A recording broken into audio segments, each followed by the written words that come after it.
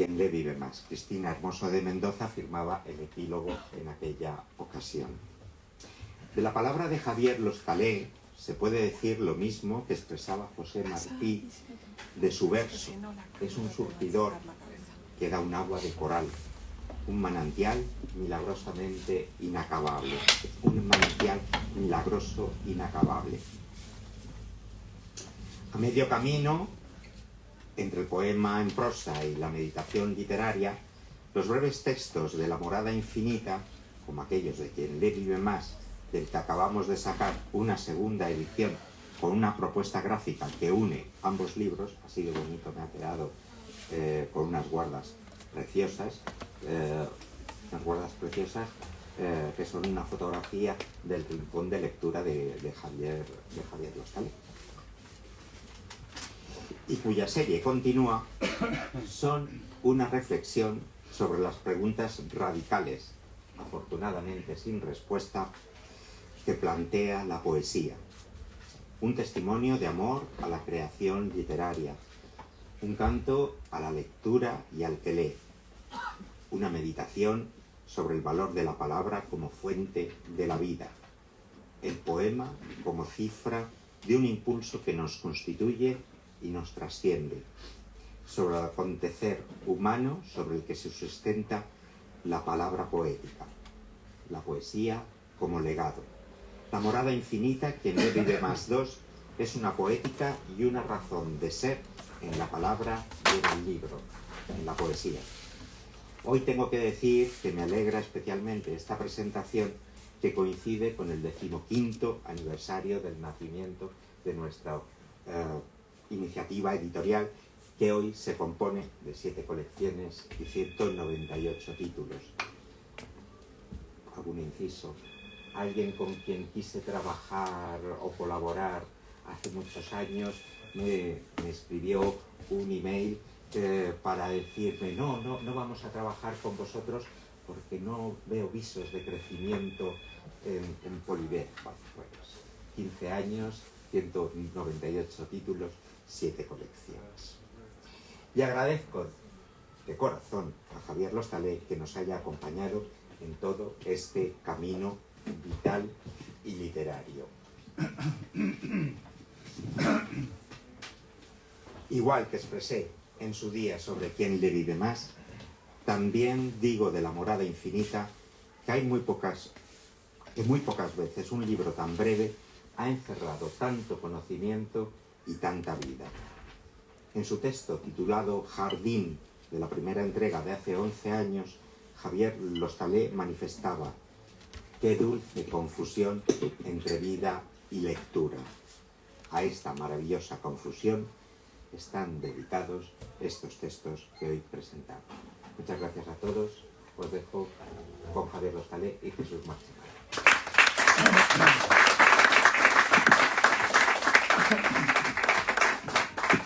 Buenas tardes, no sé si se me oye, sí, está fenómeno. Que buenas tardes a todos, a todas. Gracias por acompañarnos en este Madrid siempre lleno de tentaciones. Siempre hay 14 propuestas que hacer en Madrid y siempre es de agradecer que hayáis tenido la generosidad de acompañarnos esta tarde para escuchar a Javier Loscalé, que nos va a hablar de este libro, La morada infinita. Yo había previsto empezar leyendo el prólogo que hice para la primera edición, donde cuento cómo nos conocimos Javier y yo hace ya 45 años, 44. Bueno, pero para no prolongarlo más con lecturas, el editor nos acaba de hacer una preciosa presentación sobre el libro. Hemos dicho que hable Loscalé, que es a quien hemos venido a escuchar. Loscalé está nervioso hoy, me acaba de contar su editor, dice, está como un niño con zapatos nuevos, y nos encanta que los escritores de una edad ya, Javier, tú y yo y todos los demás, todavía nos pongamos como niños con zapatos nuevos y digamos cada aparición, la aparición de cada nuevo libro como una especie de sueño infantil y de inmensa fortuna. Ha dicho, el otro día hablamos para la radio, hice una pieza que sale, por cierto, este viernes en El Ojo Crítico, donde hablamos hablaba de su libro y se sacó una chuleta. Me encanta porque ya veréis que no le hace falta para nada. Y hoy ha dicho lo mismo, me ha dicho, he traído la chuleta, así que pregúntame cosas a las que tenga respuesta en el papel este que nos trae con todo lo que nos quiere contar. Pero ya le he dicho que no le voy a dejar mirarlo. Y vamos a charlar sobre la lectura, sobre la vida y sobre esta propuesta luminosa de este libro pequeñito, efectivamente, fino, lleno de sabiduría y deslumbramiento que decía su editor. Hay un prólogo que tampoco vamos a leer en la segunda edición de José Luis Rey, en el que empieza hablando de una tendencia del Hostalé, y me ha encantado, a la celebración. Y es verdad que de su mano la literatura, los libros, la lectura, la poesía se convierte siempre en una celebración, ¿no, Javier? Sí, buenas tardes. Buenas tardes a todos y gracias por la presencia aquí. A Lola, desde luego, muchas gracias. Lola está presente también en este libro porque ella escribió que se nace a la lectura del vientre de otro lector. Y yo creo que eso es una definición preciosa de la lectura. Sí, yo creo que la lectura, como la escritura, porque escritura y lectura están siempre interconectadas, es celebración aunque exista el dolor y aunque exista la pérdida. No sé si era Francisco Brines, el que tú ya has citado, el que decía que un poema leído por una persona que está pasando un trance muy doloroso y que a su vez ese poema también sea un poema doloroso, en virtud de la poesía, ese dolor del poema se traduce en sanación de ese otro dolor que sufre en esos momentos el lector, lo cual indica que siempre la poesía, la literatura en general, es celebración, especialmente la poesía, que es, ahora que estamos celebrando, no celebrando, acordándonos de Fernando Delgado, que murió hace pocos meses. Precisamente el viernes va a haber un homenaje en el Ateneo, en el Círculo de Bellas Artes, en la sala de columnas, y decía él que la poesía siempre, aunque fue un gran periodista, en fin, como vosotros sabéis, pero que la poesía fue siempre su lenguaje y fue lo esencial, porque el lenguaje poético es el que va siempre a la raíz y el que llega hasta lo esencial, hasta el hueso de todo. Te iba a decir, voy a dejar hablar a los tareas a ver hasta dónde llega. Ha ocupado la pregunta 1, la 2, la 3 y casi la 4, media 4. Oye, una colección de ensayos poéticos. Por cierto, que el problema no solamente es lo que dice los tareas, sino con la voz la que lo dice. No hay posibilidad ninguna de competir con su manera de narrar, con su manera de contar, con su manera de leer, con esa voz. Creo que digo en el prólogo de la terciopelada y no sé qué, pero eso es cierto. Antes, y ahora bueno, sí. Un poco ajada. Oye, esta es la segunda entrega, antes contaba el editor, de una colección de, dice tu prologuista, ensayos poéticos. Sí, es un género nuevo que se ha inventado Javier Lostalé, el ensayo poético o el poema ensayístico. Es una colección de poemas ensayísticos. Hay mucha poesía en este libro y este género que acabas de inaugurar, que se llama, que dice el prologuista, ensayo poético, ¿sí? Sí, estoy de acuerdo. Yo creo que son, a veces incluso, me parece que son poemas en prosa. Es decir, es una indagación sobre la lectura, un entrar en la lectura, en el cuerpo de la lectura, por ejemplo, y la tradición, la lectura y el verano, la lectura y el cuerpo, que eso es algo que me interesa mucho, siempre me ha interesado mucho el cuerpo. Ya decía Vicente Aleixandre, y yo comulgo exactamente con él, que la única manera de llegar al alma es a través del cuerpo. Pues entonces yo insisto también aquí en el cuerpo, en la lectura como la lluvia, la lectura como una morada, desde luego, como el alma de la luz, que es el silencio, según decía Eliot. En fin, la lectura y la naturaleza, la lectura y la aurora, la lectura como Adviento y Pentecostés, ambas cosas, todo esto está un poco presente en este libro, que son, y tú lo has dicho muy bien, son como ensayos poéticos o poemas en prosa, sencillamente. Oye, hablas con mucha pasión, con mucho entusiasmo, que además consigues transmitir sobre la lectura, porque la lectura, estas son las guardas del libro del que nos hablaba, del Rincón de Lectura del Hostaler, que es uno de los rincones más ordenados de su biblioteca. El otro día tuve la fortuna de ir a su casa, fotografiar su biblioteca, y me he positivado en el Corte Inglés un par de fotos para cuando me dicen en casa que tengo los libros desordenados. Dicen, ¿pero cómo tienes esto? Digo, pues mira cómo lo tiene el Hostaler, y nadie le dice nada. Que digo que la lectura, Javier, es uno de tus elementos esenciales, uno de los elementos esenciales de tu vida, una de tus pasiones esenciales. Toda tu vida tiene que ver con los libros, con la lectura, con las bibliotecas, con la poesía. Sí. Quizás no tanto como tú, porque no. Vosotros ya sabéis que... Me encanta Javier, dice, bueno, pero tú más. No. Marchamalo ha escrito infinidad de libros sobre bibliotecas, por ejemplo, tocar los libros, en fin, yo tengo varios volúmenes tuyos, todo hablando sobre los libros, o sea que nadie como tú conoce las bibliotecas, que has tenido la suerte de que grandísimos escritores te hayan dejado entrar. Oye, me encanta lo humilde y lo generoso. Creo que todos coincidiremos con eso, que siempre el Hostaler.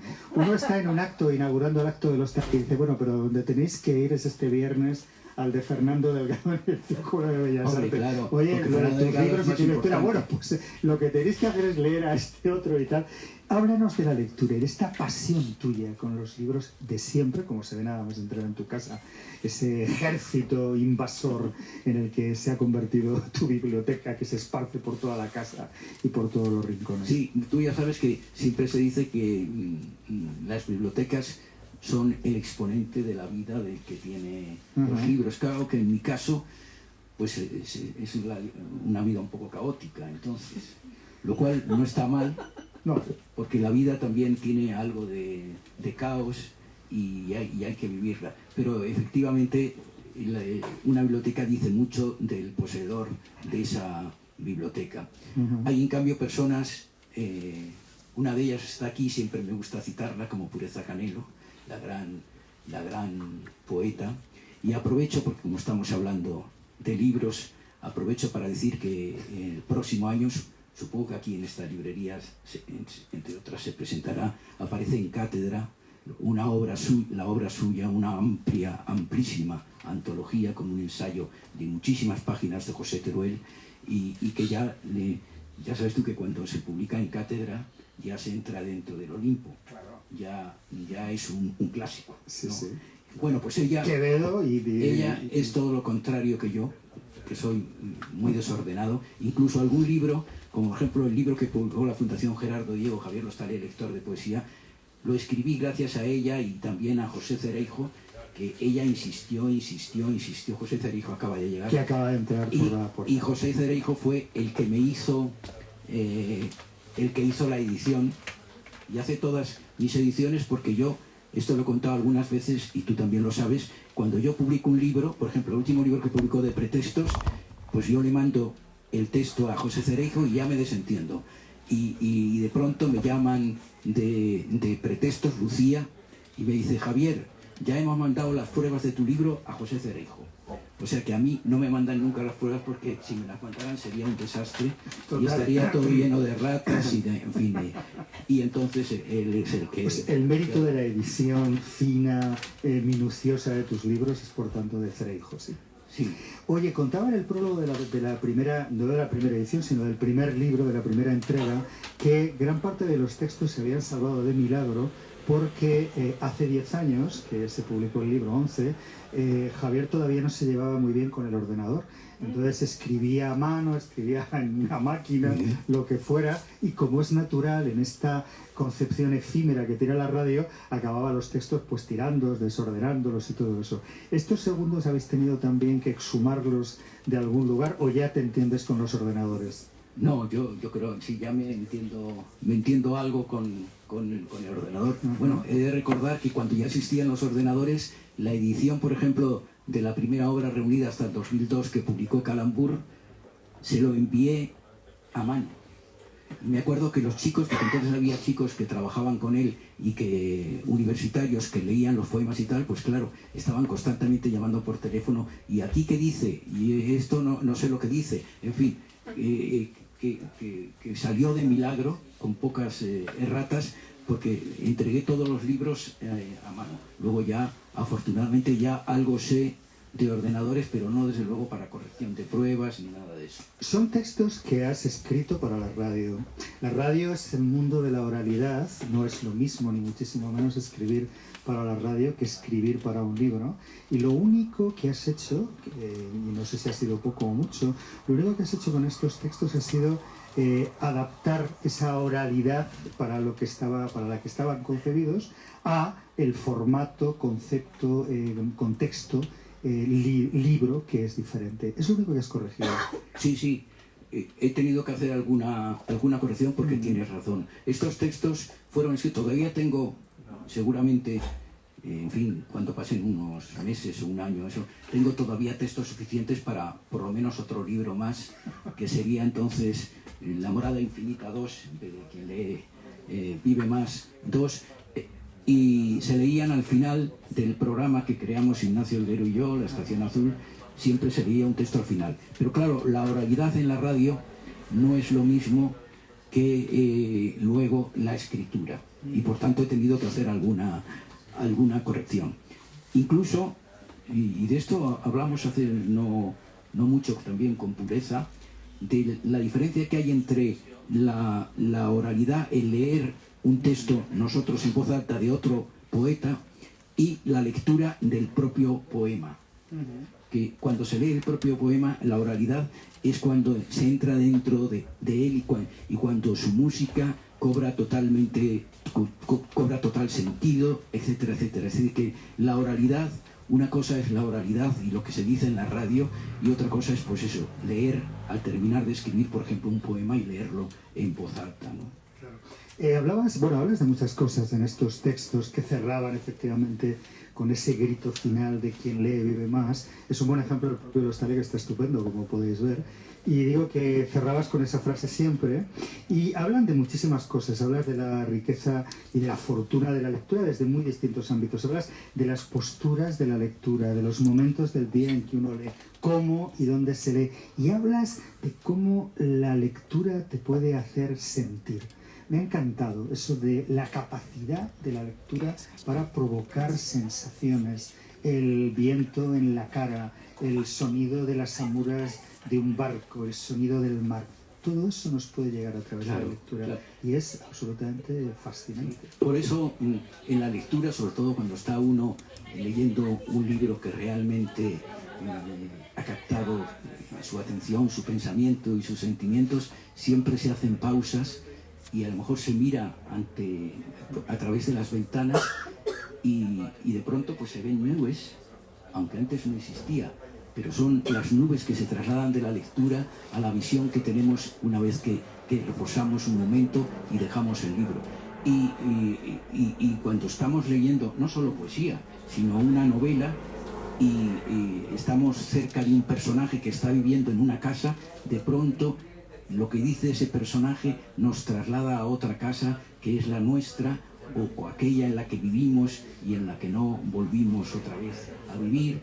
Y lo mismo sucede si alguien en esa novela abre una puerta, pues de alguna manera nosotros estamos también con una llave en la mano y abriendo otras puertas. Eso es realmente lo maravilloso de la lectura. El otro día decía Luis Mateo Díez, amigo de Javier Lostalé, con quien he tenido la fortuna de convivir estos últimos meses para su exposición, y decía en un periódico, en una revista, decía que cada vez en este mundo vertiginoso, donde cada día las noticias no son sino una bocanada de angustia nueva, decía que cada vez se refugia más en ese mundo imaginario de las lecturas, de las novelas, de los poemas, ¿no?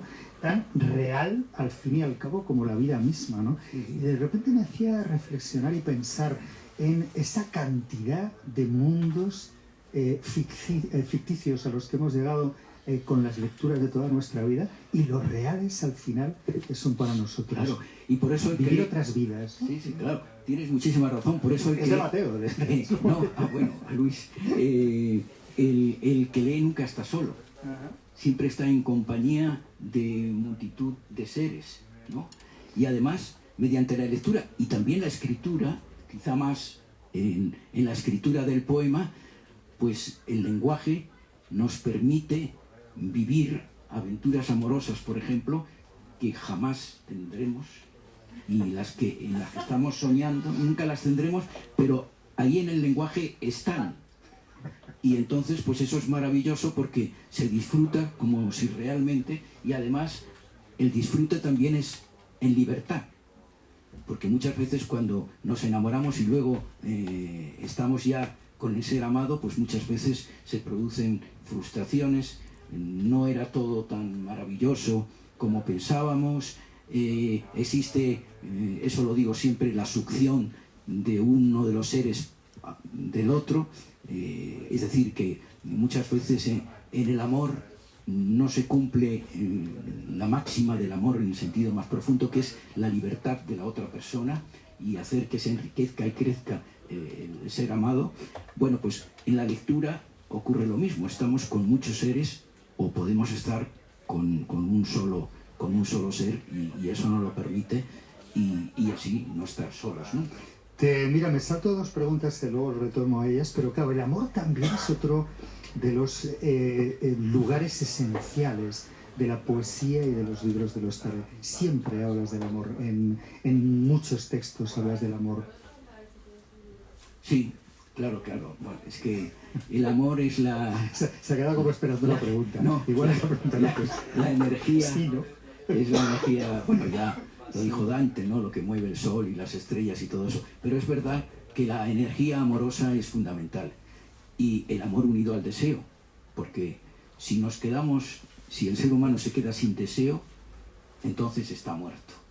El deseo es algo que permanece y además yo creo que no hay edad para el deseo. Uno puede perfectamente desear profundamente y enamorarse también aunque tenga 90 años. Ha habido algunas personas que se han enamorado por primera vez a los 90 años. Es decir, que no hay edad ninguna para el amor. Y luego en el amor pues está, como digo, el cuerpo y el alma. Y como siempre insisto, y además recordando lo que dijo Vicente Aleixandre, que este año precisamente se cumple el 40 aniversario de la muerte de Vicente Aleixandre, ¿no? Y es verdad que la única forma de llegar al alma es a través del cuerpo.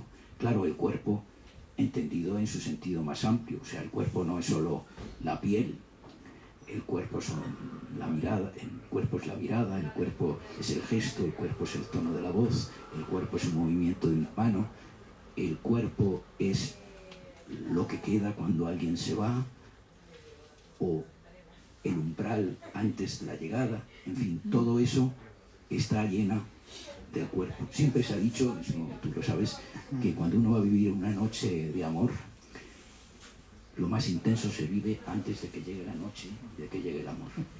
Luego ya... Nos lo recomiendas. No se sabe. Oye, me ha encantado eso, dice, el cuerpo es también ese umbral, ese hueco en el aire que espera la llegada del otro donde va de alguna manera a encajar. Claro.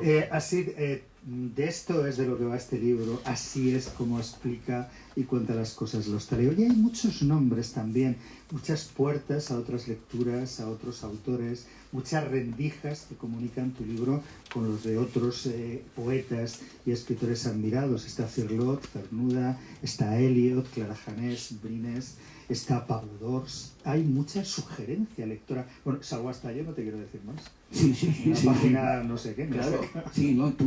Hay un texto, no lo quiero leer ahora, No, por favor. pero hay un texto en el que habla de cómo leía Juan Ramón. Tú hablas de cómo leía Vicente, cómo leía Juan Ramón Jiménez, cómo leían otros autores, cómo buscaban, por ejemplo, el silencio a través del techo, bueno, las paredes y todo eso Y yo hay un pequeño texto tuyo que lo recojo textualmente, ¿no?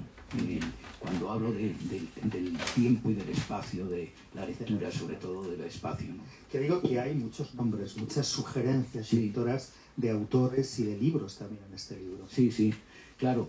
Son autores que están también en el librito ese breve que publiqué en Atenaica, Lector Cómplice, que publicó la editorial de la Universidad de Sevilla, y que son unos textos dedicados a los jóvenes poetas, como lo hacía Rilke, es decir, son recomendaciones, entre comillas, a jóvenes poetas, hechas pues por Shelley, por Eliot, por Juan Ramón y por muchos otros autores. Claro, Juan Ramón a veces no se dirigía exactamente a los jóvenes, pero yo me he apropiado de algo de lo que decía que podría valer para los jóvenes. Has empezado hablando de Brines, y uno de los recuerdos imborrables que tengo de mi vida, ¿no? de mi vida profesional fue aquella vez que fuimos juntos, los Talé y yo, dormimos juntos en dos camitas contiguas, diferentes, sí. Y fuimos a ver a Brines. Fue algo inolvidable y maravilloso. Pasamos 2 días con Brines, que ya estaba viejecito, pero que todavía estaba animoso y todavía era capaz de contarnos y explicarnos su mundo, y esa casa completamente desbaratada que tenía, llena de libros. La tuya es, vamos, un ejemplo público de biblioteca, de biblioteconomía, claro, comparada con la de Brines. Claro, me anima porque tú ya sabes esa anécdota que... Por favor, es la de los guardias, sí. Cuéntasela, porque si la cuento yo no se lo van a creer. La anécdota de Brines, claro, entraron, ahora ya tienen, en la casa hay unos perros de esos que son terribles, y entonces no entra nadie. Pero entonces no había perros, y entonces había mucha gente que se colaba. Aunque estaba muy alejada, estaba en el campo, y entonces entraron unos jóvenes a robar y movieron todo, ¿sabes? Y al parecer no se llevaron nada porque no había más que libros. Y entonces pues a ellos los libros realmente no les interesaban. Y vino pronto la Guardia Civil y tal, dice: ay, Dios mío, don Paco, cómo el estropicio que han hecho estos jóvenes y tal. Y dijo él: no, eso es como están ordenados los libros. Bueno, y está la otra anécdota de los dos, me parece que eran rumanos, que entraron también a robarle, y él estaba en la cama, y llegaron hasta el dormitorio donde estaba él, y le pidieron dinero, y abra usted la caja para darnos el dinero que hay en la caja, porque tenía una caja fuerte. Dice: no os puedo dar, si queréis abro la caja, pero allí no hay nada de dinero porque todo está en el banco. Pues entonces la tarjeta de crédito y el número y tal para sacar nosotros. Dice: yo encantado, pero como esto está a varios kilómetros del banco donde vais a ir, mientras vosotros vais, yo llamo a la policía. Y entonces empezaron a hablar, y creo que la conversación duró durante más de media hora, y al final incluso se despidieron dándole la mano. Sí, Brines. Pensaba que ibas a decir que al final les firmó un talón a los ladrones. Eso no, pero le dieron la... Fue una visita, ya digo, inolvidable, con esta historia que nos contó efectivamente de la Guardia Civil, don Francisco, cómo le han dejado todo. Decía: no, pues si en este piso no han entrado. Dice: ¿quiere usted decir que tengo los libros desordenados? Decía: no, por Dios, mire, todo por el suelo, hecho un poco una catástrofe. Oye, qué bonita esa frase de Brines de la página 45. Quien lee un poema escribe en el aire su propio poema. Porque hablamos de la escritura, hablas de la escritura en el libro, pero también hablas de la lectura. Y la lectura también es escribir. Los lectores coescribimos los libros que leemos, ¿no? Y desde luego si es poesía, mucho más. Claro, eso también es cierto, que el buen lector de poesía se puede aplicar también a la novela, pero sobre todo pensemos en la poesía, es aquel que va incardinando su vida en aquellos versos que va leyendo, y al incardinar su vida de alguna manera va escribiendo otro poema. Lo que pasa es que es un poema en el aire y que no existe en el papel, quiero decir. Es bonito, todo escribir poemas en el aire. Sí. Hay muchos libros, muchos textos de tu libro en los que te sientes reflejado, de los que te sientes partícipe, hablas cosas que también te han pasado a ti cuando lees, que nos ha pasado a los lectores. Y digo, voy a elegir un texto para que lo lea. Y no sabía cuál, y al final he elegido el de la página 39, que me encanta. Es un texto que se titula Lluvia. Lluvia. Y que... Lluvia, amigo. Sí. El del cuerpo lo quiero leer, ¿eh? Sí, vale, me parece. Luego vemos, pero vas, el del cuerpo, ¿cuántos más quieres leer, Javier? No, bueno, a ver si vas a destriparnos el libro, luego no se lo compra nadie. Cuerpo y dentro del tiempo que haya.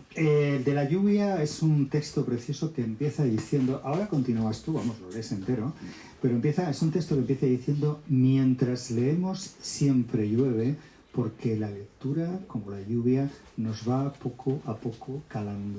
Hay mucha poesía en estos textos tuyos. Empezábamos hablando de poemas ensayísticos o ensayos poemísticos y sin duda hay mucha poesía en estos textos. Sí, no, en eso insisto, es verdad. Yo creo que son como poemas, son poemas en prosa a veces, ¿no? Sí. ¿Nos lo ves de la lluvia y luego el del cuerpo? Bueno, de la lluvia dice así: mientras leemos siempre llueve, porque la lectura, como la lluvia, nos va poco a poco calando.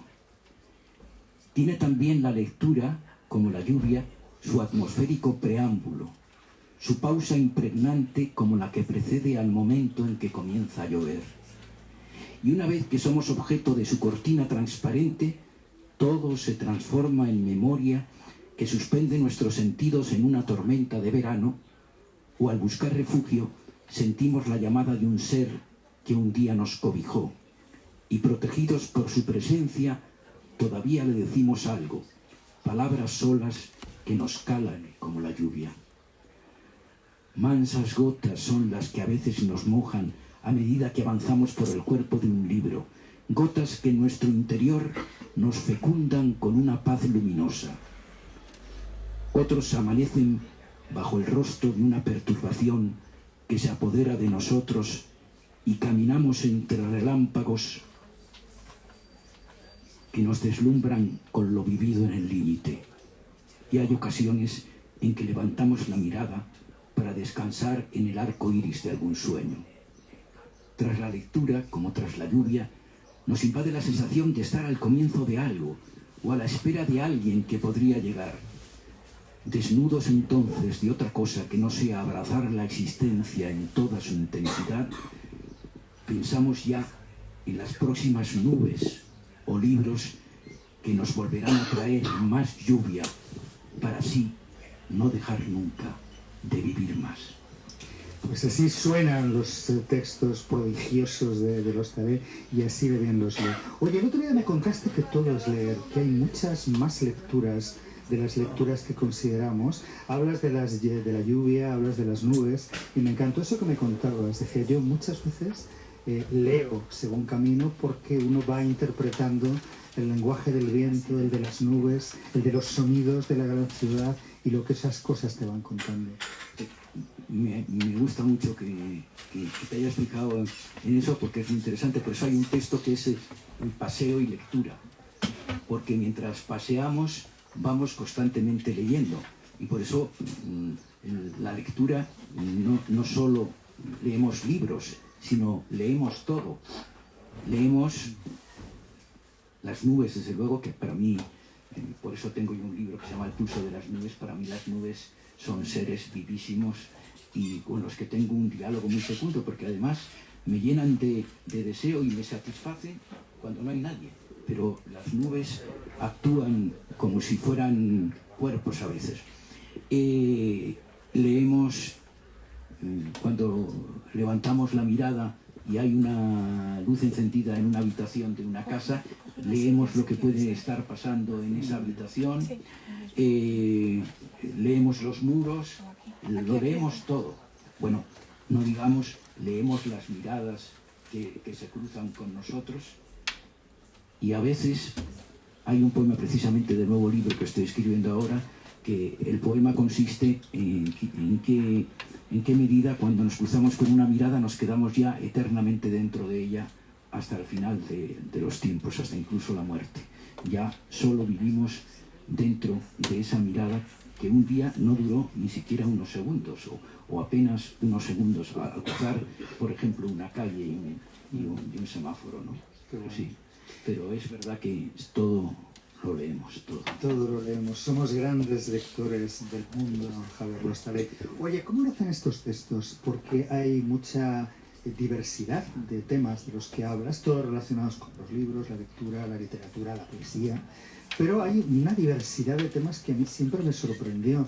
Cuando compartimos durante años la Estación Azul, siempre me sorprendía tu capacidad para encontrar siempre una nueva manera de mirar algo, una nueva manera de fijarse, algo novedoso que aportabas al hecho de leer algo tan personal y tan íntimo, ¿no? Sí, pero la pregunta exactamente es que... No, no es ninguna pregunta, es una observación. Que digo que de cómo nacen los textos, qué iluminaciones tienes, Bueno, cómo se te ocurren.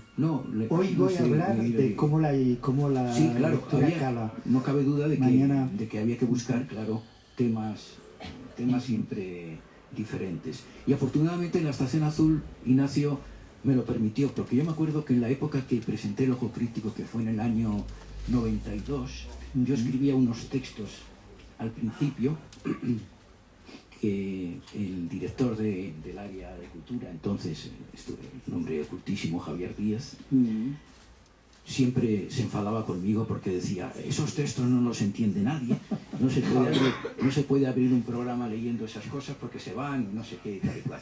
Pero bueno, yo me mantuve y fui escribiendo textos que, fíjate, luego eso lo perdí. Soy tan desordenado que aquellos otros textos que durante 3 años escribí, un día hablé de un libro cada día en Radio 5 a lo largo de 3 años. Y escribía unos textos muy breves, porque eran 2 minutos, 3 minutos. Pues todos ellos los perdí. O sea, no guardé ninguno. No guardé ninguno. Así que soy en eso un pequeño desastre. Ahora ya al final de la vida lo voy guardando, pero ha sido siempre un desastre. Oye, que nos contabas que estás escribiendo. Qué suerte, ¿no? Para los lectores, como es natural. ¿Qué estás escribiendo? ¿En qué andas? No, ando en un nuevo libro de poemas, pero que todavía siempre entre mis libros hay 4 años como mínimo, y por tanto todavía me queda bastante tiempo. ¿Tiene título tu libro, Javier? No, esta vez no. Yo siempre he puesto los títulos al principio, alguna vez ayudados también por Pureza Canela, como fue el título Cielo, que yo lo llamaba Cielo no sé qué, y me dijo Pureza, nada de cielo no sé qué, cielo a secas, y está mucho mejor, y es verdad. Sí. Y luego vino Ascensión, por eso decía el añorado Pablo García Baena, decía, Javier, te estás volviendo un poeta atmosférico. Porque, claro, y ahora, después de la Ascensión, ya podríamos a lo mejor ya la subida al reino de los cielos, alguna cosa, llegar, pero no, esta vez es la única vez que no tengo todavía título, porque me gusta que haya un título, porque a mí me gusta escribir poemas que tengan unidad, o sea, libros unitarios, no coleccionar poemas que he ido escribiendo a lo largo de 3 o 4 años y luego formar un libro, sino desde el primer momento todos los poemas, de tal manera que a veces incluso los títulos, eso me lo han dicho muchas veces, los títulos sobran, porque es casi como un poema único dividido en varios poemas, pero que el libro tiene una unidad y es único. Eso es lo que estoy escribiendo. Hablas de muchos autores en este libro, de muchos libros. Antes citabas los 40 años que se conmemoran este año, sí. Los 40 años de la muerte de Alexandre. Todos tenemos siempre algo inolvidable que nos ha ocurrido con los Talé. En mi caso es aquella visita a la casa de Brines, que inolvidable. Y otro momento inolvidable contigo fue la visita a Belintonia, ¿te acuerdas? Con un grupo de amigos que fuimos a ver la casa y a vivir en propia carne la gran tragedia de ese lugar lleno de ecos poéticos, pero que se derrumba, que está lleno de desconchones, lleno de alfombras apolilladas, y fue muy emocionante. Sí, también. Ahora he pasado, que ha sido para mí muy emocionante, he pasado 2 o 3 días en esa casa porque hemos tenido varias grabaciones para televisión. Hemos grabado con colinas, con siles, etcétera, un documental que se emitirá al final de año en los premios Goya y que después se pasará por el programa Imprescindibles de televisión. Ayer estuve también haciendo una cosa de unas páginas que va a publicar ahora ABC sobre Aleixandre, que aparece en este sábado, y que también hacen un vídeo. Claro, a mí me extrañaba, digo, ABC un vídeo, dice, sí, no, es que hacemos un vídeo primero, pero luego los textos aparecen en ABC. Hemos estado grabando también para Canal Sur, también de Vicente Aleixandre. Y es decir, que yo creo que se está moviendo mucho, a ver si eso sirve realmente para que la casa de Vicente pues todavía se convierta en museo. Ya sabéis que lo único que es un bien cultural, bien de interés cultural, es el cedro que hay es decir, que es lo que no se puede tocar de momento, el cedro. Lo otro también ya es bien de interés patrimonial, luego tiene ciertas limitaciones, pero claro, no es suficiente porque hay diferencia entre el bien de interés patrimonial y bien de interés cultural. Fue muy emocionante esa visita que hicimos con Javier. Vamos a ir terminando, que nos lees el texto del cuerpo, pero yo creo que fue muy emocionante porque te llevaste un libro. Yo creo recordar que era una poesía completa en Aguilar, o poesía selecta de Aleixandre, que Aleixandre te había dedicado. Sí, estaba yo firmado. Los libros de Vicente los tengo, porque Vicente no fue solo un gran poeta, sino que fue como una especie de segundo padre para mí, porque yo con mi padre no me llevaba demasiado bien, y entonces él era el consejero áulico, incluso en temas de amor. Muchas veces he contado que la conversación inagotable con Vicente Aleixandre siempre era la conversación sobre el amor. Y luego además a él le gustaba dialogar con dos personas, que no hubiera muchas, a veces recibía a dos, pero siempre una persona y una persona. Y cuando ibas con una persona querida tuya, un amigo o una amiga, entonces era muy importante la situación.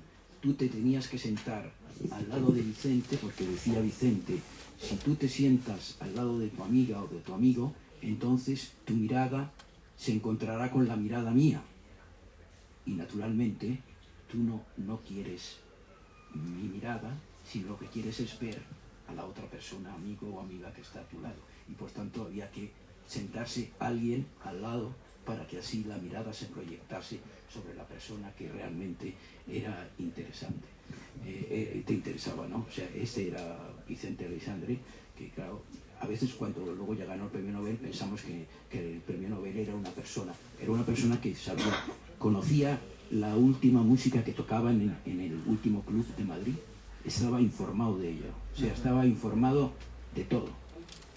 Y arriba vivía Carmen Conde, y a veces tuvo que llamar la atención porque parece que había grandes fiestas en la parte de arriba y le molestaban a Vicente porque hacían mucho ruido. Doña Carmen, haga el favor de bajar de la...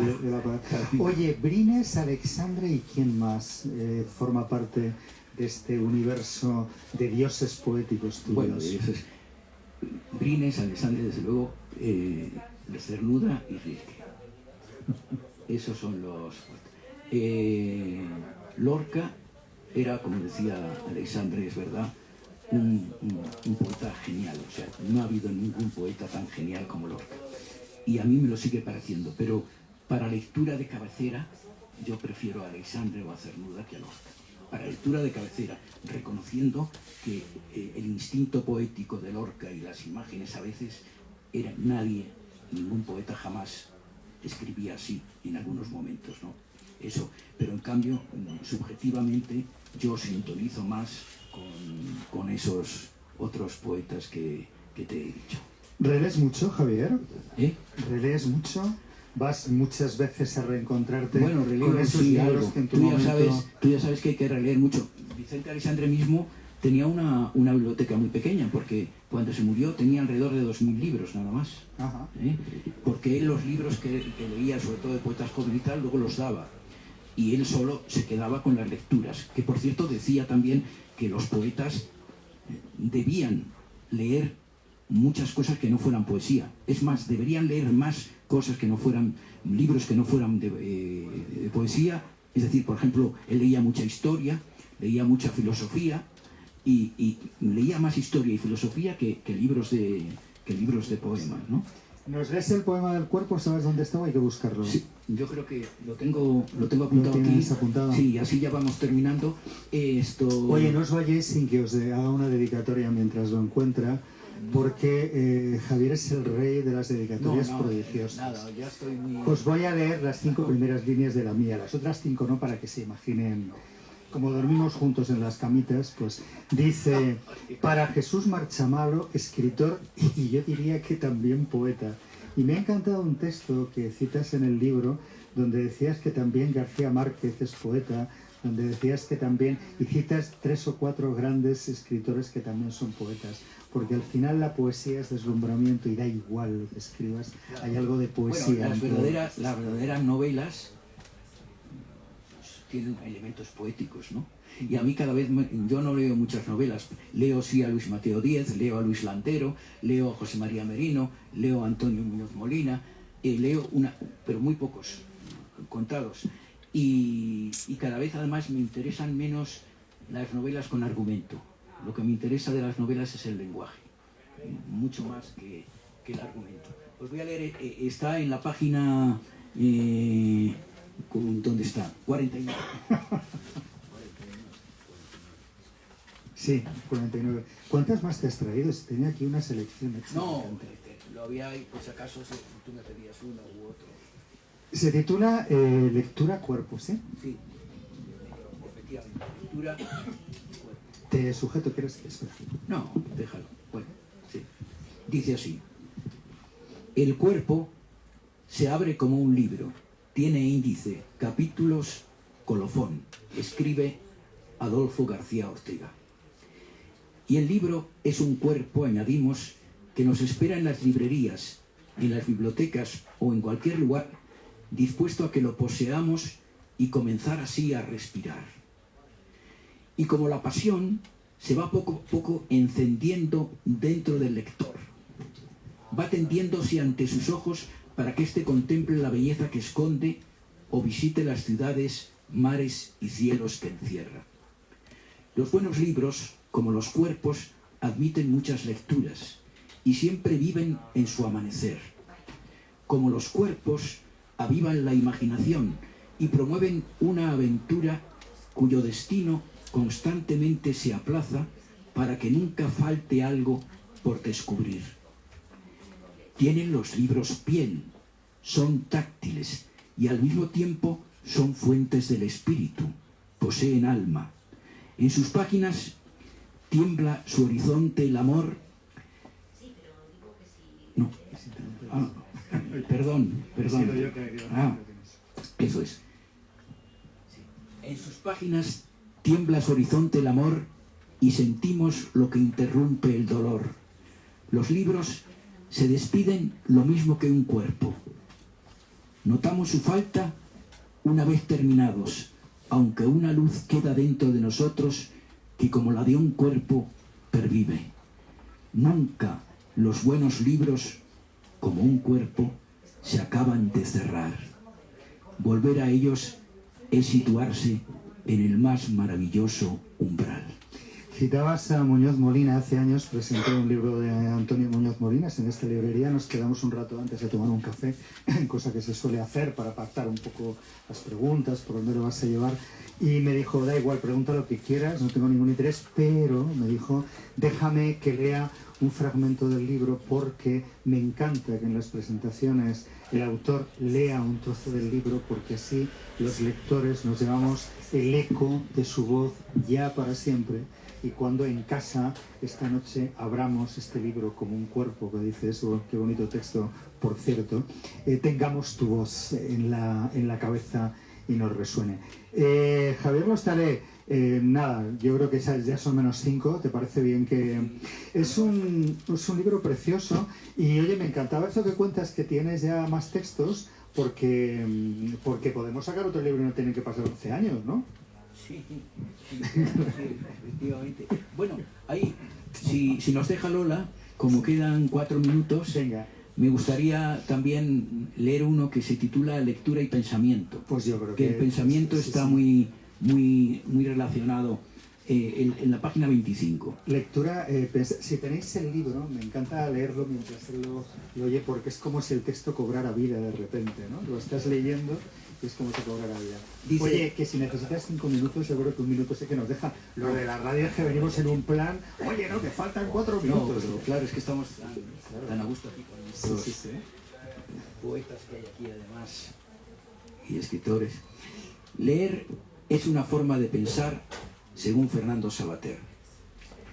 Enseguida caemos en la cuenta de que en el pensamiento está en semilla toda nuestra sustancia humana y de que es pábilo de las delgadas sombras que destila la memoria, claustro encendido de un enjambre de imágenes, atmósfera de formas como apagados relámpagos.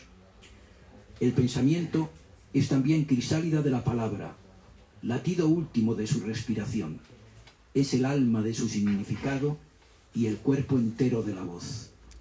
Palabra y pensamiento son el mismo horizonte en copulación.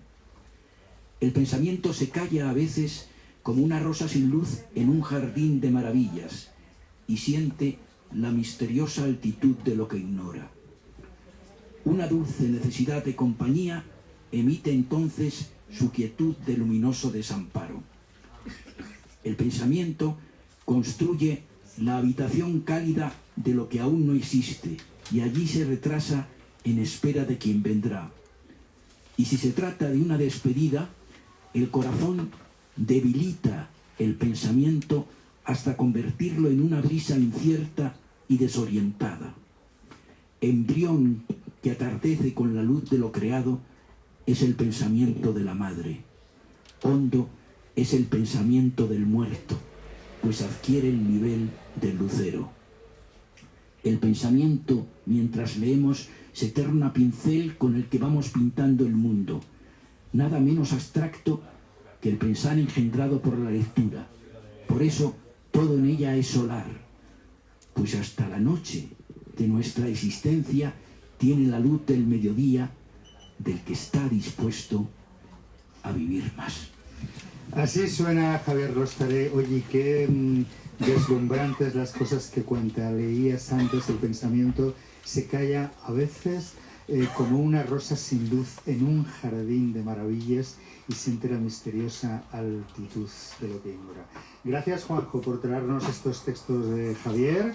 Gracias, Javier, por traernos estos textos en los que hablas de los libros y de la vida, al fin y al cabo, que es lo mismo. Leer y vivir son la misma cosa, y quien lee vive más, y quien vive también lee más, así que me estoy haciendo un lío.